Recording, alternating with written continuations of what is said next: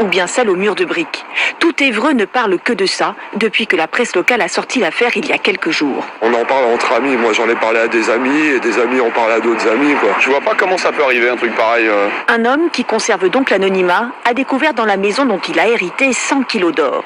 Le commissaire-priseur en charge de la succession et qui l'accompagnait raconte. Tout était emballé soigneusement dans des boîtes, dans du papier. Après, tout était caché partout.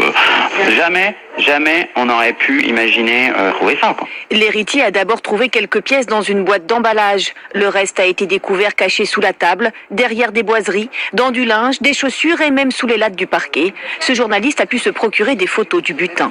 C'est une des 2 barres de 12 kilos qui ont été trouvées dans la maison.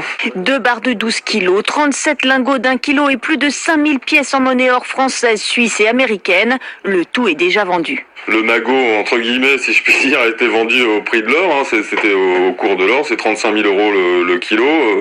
Voilà, le calcul est simple. Valeur totale 3,5 millions d'euros. Mais en réalité, l'héritier recevra beaucoup moins puisqu'il devra en verser 45% au fisc au titre des droits de succession. Et ce n'est pas tout. Il y a aussi un autre impôt qui est l'impôt de solidarité sur la fortune que peut-être son parent n'a pas déclaré et qui devra donc faire l'objet d'un rattrapage fiscal. L'héritier peut toutefois se réjouir d'avoir découvert lui-même le magot, car si toute autre personne l'avait trouvé, il aurait alors dû partager avec lui.